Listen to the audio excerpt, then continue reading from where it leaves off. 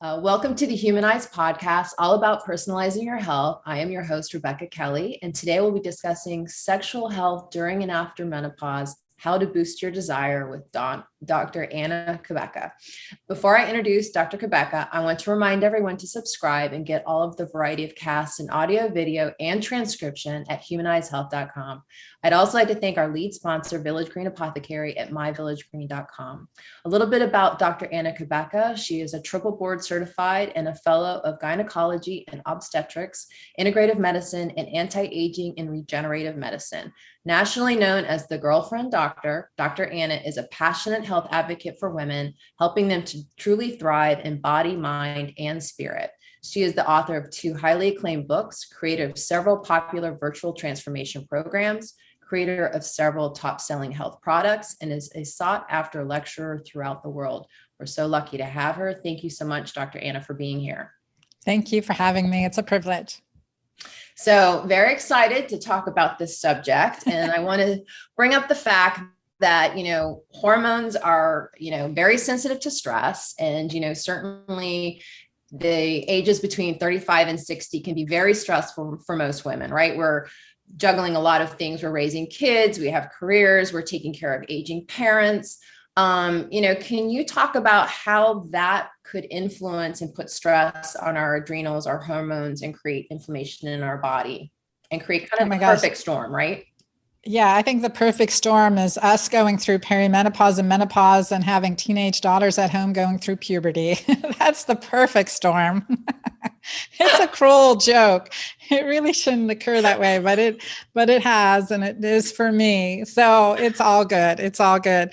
And that's the thing, like we have our beautiful reproductive hormones. We got progesterone as this mother hormone, progestation or pro-life hormone. It's so important for so many things, right? It's important for our mind. We know progesterone is a neuropeptide. It really works on the brain, on memory, and it's an anti-inflammatory and a diuretic. That's why it's been studied in traumatic brain injury in both men and women.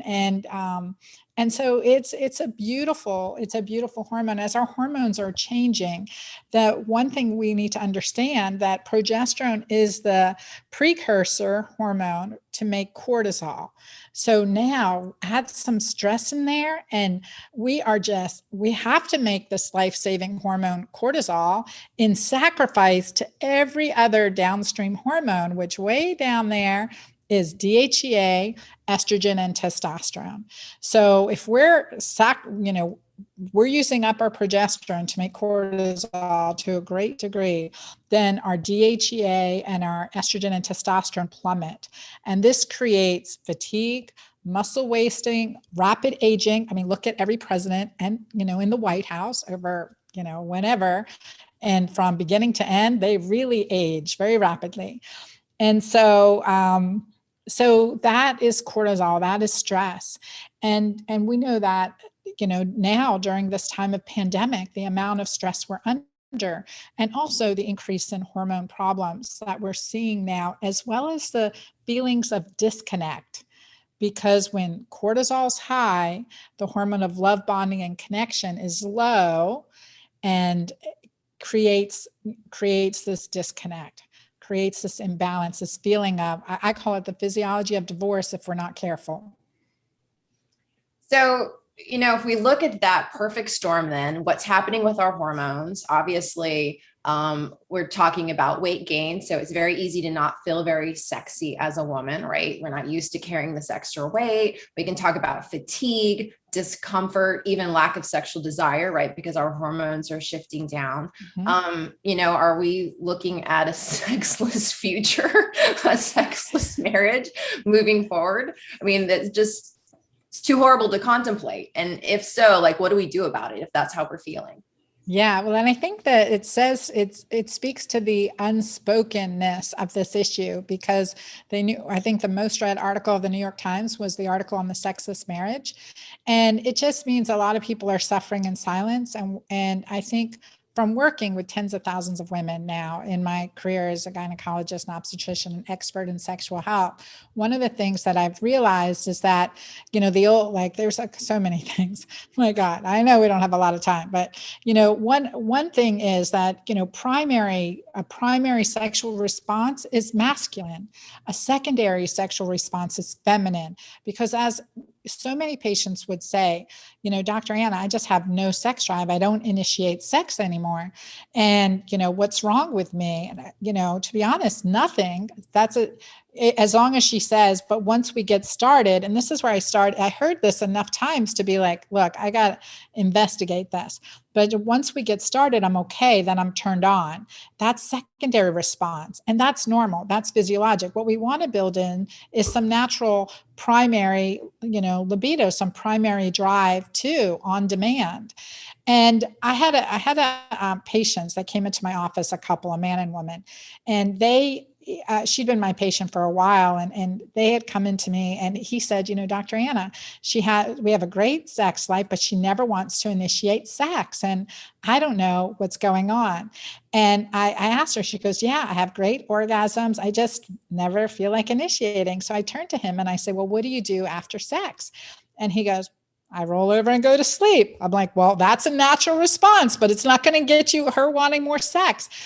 Because while the climax is good, the intimacy and connection, while our oxytocin level, that anti-aging hormone oxytocin, my favorite hormone, oxytocin, while that's high, we need that bonding, that connection, that validation, that feeling valued. We need that time. So give us 2 minutes. And it's good. So I sent him homework. I said, don't fall asleep for 2 minutes at least, and do, like, just connect. Just love on each other. Just, outside of physical intimacy, like, this is the time to connect. And by the time they came back in 2 months later, she goes, I've already introduced sex a handful of times, and it's just so much better. So I think, and the other part she said, and we've talked about things we haven't discussed in our 15-year marriage. And so I think that's the value of intimacy and connection, and some of the things that come in with disconnection. The second biggest thing that comes into disconnect is vaginal dryness and discomfort as we age. Just like we're going to get wrinkles here, and we're Botoxing them out and filling them out and whatever, lasering them off, I don't know. But what's happening down there is even more important. That's going to affect our quality of life. And so clitoris to anus, that's primary real estate. And we have to take care of that. There are 8,000 nerve endings in the clitoris, and that's going to atrophy and, shrivel up if we let it, but we don't have to. And the same thing with vaginal dryness. If you hurt every time you have sex, why would you want to? And because we have mirror neurons with our partner, and he will feel what we're feeling. He will know what we're experiencing, whether we voice it or not. It's subconscious, but it happens. So point I want to make is that women are responsible for their own pleasure. We're designed for pleasure. So allow it, be present, achieve your benefit from it. Because I've heard so many women say, it hurts, I have discomfort, I don't climax, I'm powering through for the sake of my marriage. Well, that's not going to last you. So if we're recognizing that part of life and owning our, connection, owning our wellness, owning our sexual intimate relationship, what are some of the steps that we can take to do that, right? I know that you offer some of that in your book, and I am going to show your cream for those who can see it. Maybe you can talk about it, because I know sometimes, you do need some additional support, right? And sometimes the things that are out on the market, they actually create more problems, right? Because they don't actually work well with, downstairs, so to speak, and can actually create urinary issues and other incontinent issues. And so I know you created something that's really helpful. I'm sure you've got some other tips that maybe we might be able to use. Yeah. So I created Julva for myself and my patients because it is a natural topical cosmetic cream for the vulva. Use it clitoris to anus. You can put some on toilet paper and wipe with it. Do it every day. You can put it on, massage it in yourself, clitoris to anus, around the vulva, the vagina, and use it as part of, a sexual play as well.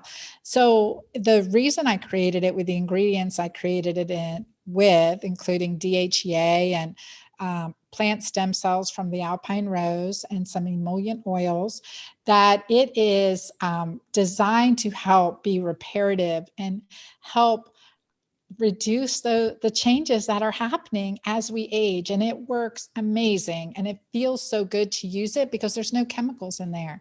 It's clean and it works. We have thousands of testimonials on our website now, and it's been around since 2016, brought it to market, but I'd been compounding formulas since 99 with my patients.